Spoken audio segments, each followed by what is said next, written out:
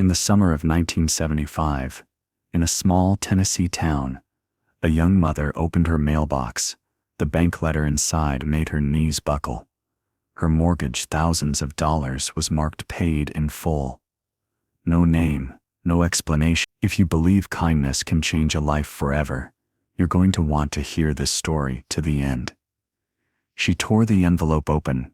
At the kitchen table, the smell of fresh coffee curling in the August heat. It was the summer of 1975, just outside Memphis, Tennessee. Linda, 29 years old, 2 children, no partner, sat in the same creaky chair she'd used since her wedding day. The box fan in the window hummed, pushing warm air across the room. The cicadas outside seemed louder than usual, their steady chorus filling the space between her heartbeat. She unfolded the letter. The words didn't make sense at first. Then her eyes locked on a bold stamp across the top. Mortgage balance 0. Interest owed 0. Status closed. Her knees pressed into the edge of the table as if she might collapse. No signature, no return address, no explanation. Just the bank seal, the same one that had been on every cold, threatening letter for months. Linda pressed the paper to her chest. Her coffee went cold. Tears blurred the black type, small dark circles spreading across the page. In the next room, her children's laughter floated through the doorway. They were playing a game they'd made up, tapping the floor in patterns only they understood. She swallowed hard. They wouldn't know, not yet, that they weren't about to lose the only home they'd ever had. A month earlier, the foreclosure notice had been final. She was out of time. She'd counted her pay from the diner 3 times a night, hoping for a miracle. And here it was. But miracles usually had names. She stepped outside, letter still in hand, scanning the quiet gravel road that ran past her front porch. The late afternoon sun painted everything gold, even the rusted mailbox. A neighbor's screen door slammed across the street. Later, years later, someone would tell her they'd seen a man in a dark car parked under the oak tree that day. Sunglasses, sideburns. The man had slipped something into her mailbox and driven away without a word. But that was only rumor. Right now, Linda was alone with a mystery. She slid the letter back into its envelope, then into the drawer beside the stove.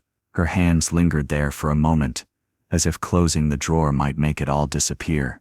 It did. She couldn't know then that it would take almost a decade and a live television broadcast for the truth to come out. 9 years pass. The house is still hers. The mystery still unsolved. By 1984, the farmhouse had aged in small ways, paint fading to a softer cream, the wooden porch groaning with each step. But it still stood, and so did Linda. She'd traded fear for routine. Mornings began before sunrise. The hiss of the coffee pot, the scent of bacon curling through the kitchen. Her uniform white blouse, navy skirt hung on the hook by the back door, pressed and ready. The diner was her second home. 6 days a week she poured coffee for truckers, regulars and strangers just passing through. The jukebox in the corner played Elvis, Patsy Cline and Merle Haggard on rotation. The clang of the bell over the door, the smell of fried eggs, the steam rising from the griddle. It was a world that didn't ask questions. But Linda carried one question in her closet, tucked inside an old shoebox beneath her winter coats, was the letter. The envelope had yellowed, the ink slightly faded. Some nights, when the kids were asleep and the TV buzzed low in the living room, she'd take it out, run her fingers over the bank stamp, whisper the same thought she'd had for years. Who her children had grown to. Her son, now a tall teenager with a mop of dark hair, had a habit of flipping through Elvis records at the thrift store. One winter evening, as they decorated a small Christmas tree, he said it out loud. "Mom, what if it was Elvis? He lives here, right?" She laughed, half to dismiss it, half to avoid letting her heart believe something that big. But the seed was planted. Some nights as the diner emptied and she wiped down tables, she'd catch herself picturing him not on stage in Vegas, but here, in some quiet corner of Memphis. Could he have known? Could he have cared? Outside, seasons shifted. Summers baked the gravel road in heat wave. Winters frosted the farmhouse windows in delicate white lace. Through it all, the letter stayed in that shoebox, waiting. Then in early spring, the phone rang.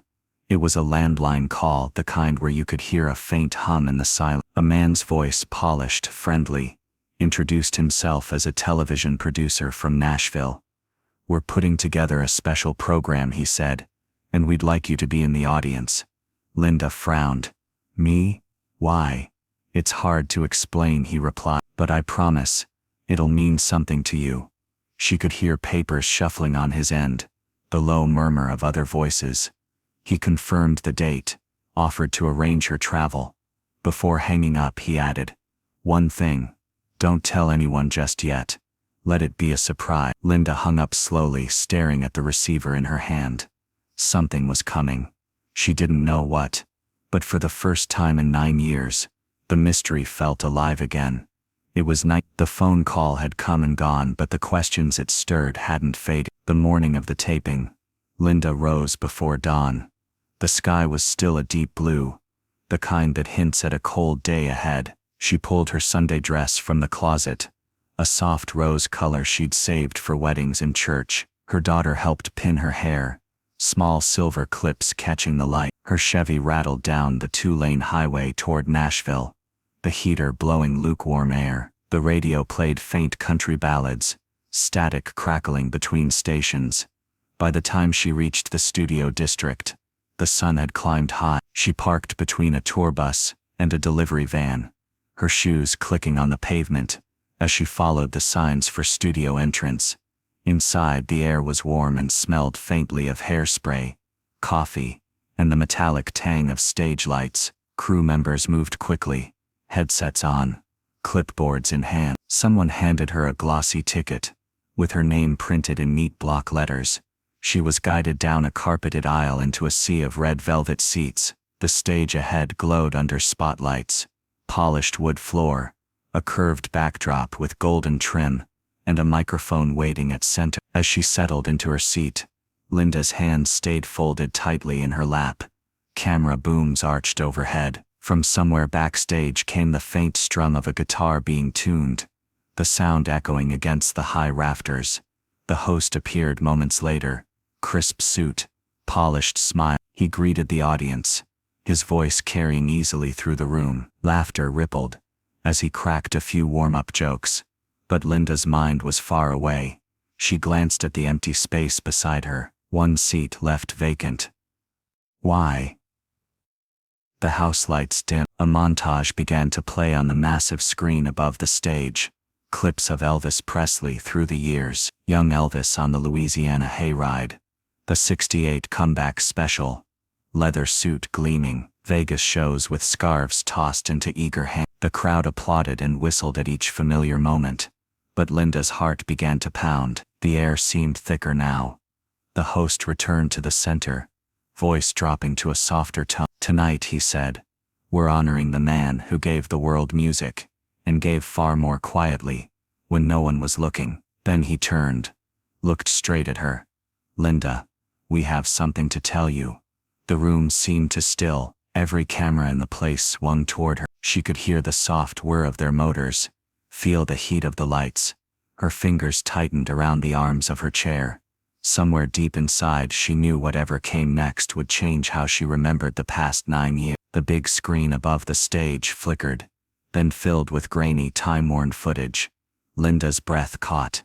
The image showed a backstage hallway, white walls, low ceiling, a cluster of people moving around a man in a high-collared white jumpsuit. He was smiling, head slightly bowed, as someone adjusted the scarf around his neck. "Elvis Presley." The host's voice broke through. "Linda, according to Graceland staff, in the summer of 1975, Elvis learned something about you." On the screen, the footage cut to a closer shot. Elvis leaned toward a man in a dark suit, whispered something, then slipped a folded paper into the man's hand. The suit nodded and walked away.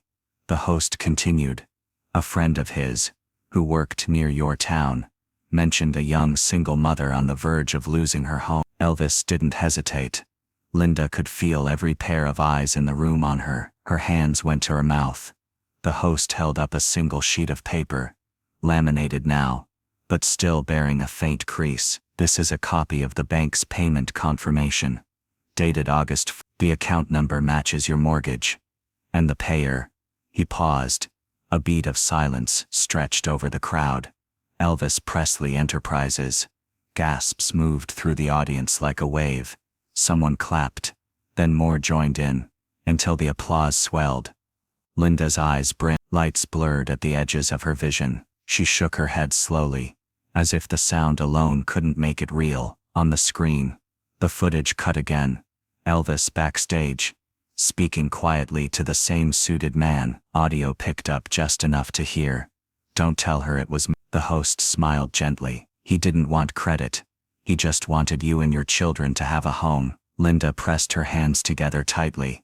She could feel the paper's ghost weight in her palm, as if she were back at that kitchen table. The audience had gone quiet again, some dabbing at their eyes. A few leaned forward, elbows on knees, unwilling to miss a word. "You've been living with this mystery for almost a decade," the host said. "Tonight we close that chapter." But he let the word hang there. "We're not done."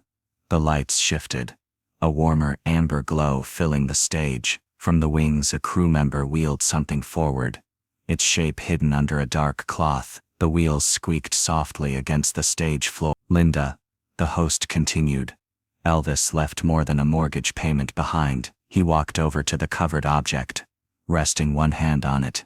"There's one more surprise, straight from Graceland," the audience murmured. Linda leaned forward, instinctively, eyes locked on the shape. The smell of wood polish drifted faintly from under the cloth.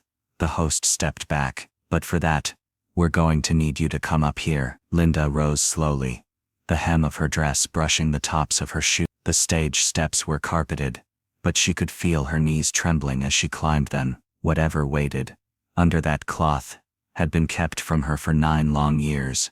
She was about to find out why. A stagehand stepped forward and lifted the dark cloth.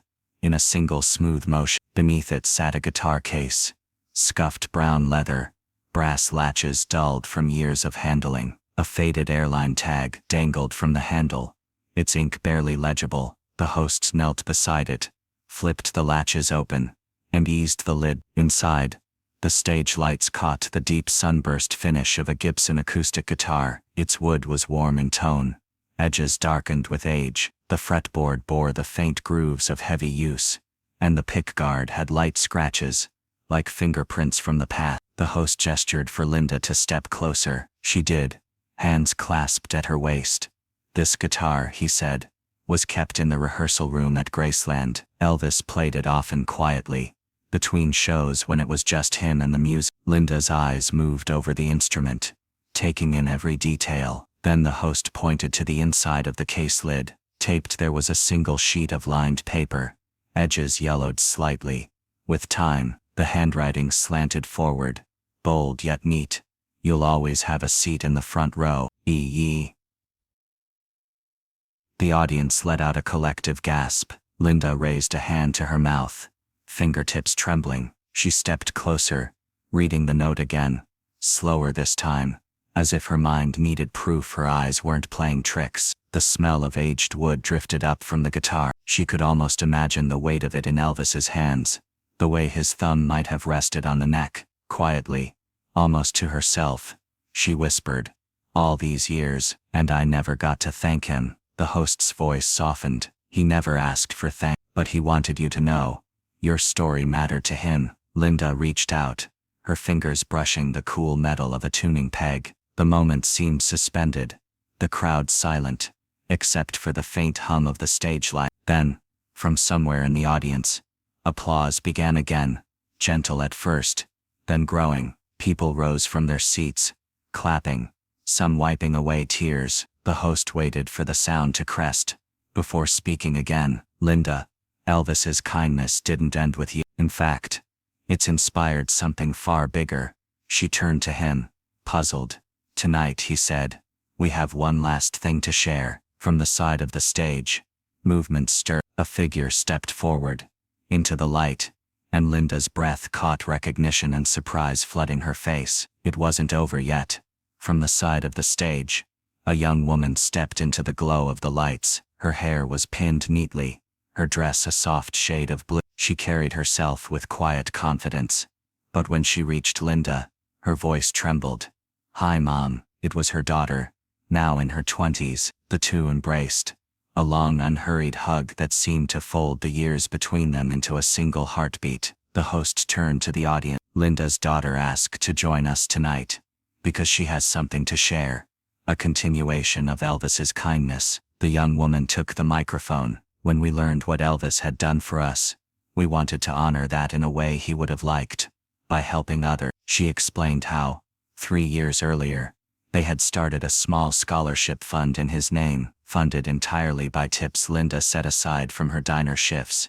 It helped local kids afford books, instruments, or tuition they couldn't otherwise manage. The screen above the stage lit up again, this time showing photos. A teenage boy holding a trumpet outside a school, a girl smiling as she unwrapped a stack of college textbooks. Each had received an envelope from Linda, with a handwritten note, and the words, "In memory of Elvis Presley." The crowd grew quiet, absorbing the idea that one act of generosity from nearly a decade earlier had multiplied, touching lives far beyond that Memphis farmhouse. Linda looked at her daughter, eyes bright. "I didn't know you kept pictures of all of that." "I kept everything," she replied softly. The host smiled. "And there's more." He explained that word of Linda's story had begun to spread, picked up by local papers, then fan newsletters, then radio segment. Elvis fans from across the country had reached out, some donating to the scholarship fund, others starting their own projects in his honor. On the screen, a final image appeared, a new foundation banner, its logo a silhouette of Elvis, with the words, "The Front Row Fund." According to the host, it would now provide grants for young musicians nationwide. Linda's hand went to her mouth again, her voice breaking as she whispered, "He's still giving." The host nodded. "Kindness doesn't stop when the person is gone. Sometimes it grows." The segment closed with the opening guitar chords of "Love Me Tender." The lights dimmed, and footage of Elvis singing filled the screen. Linda and her daughter stood together in the glow, framed by music and memory. As the last note faded, the applause rose like a wave, sustained, heartfelt, unbroken. One letter in a mailbox had become a lifetime of giving. Even the quietest acts of kindness can echo for generations. If this story moved you, share it with someone who believes a single act of kindness can last a lifetime. And tell us, in the comments, what's the kindest thing someone's ever done for you?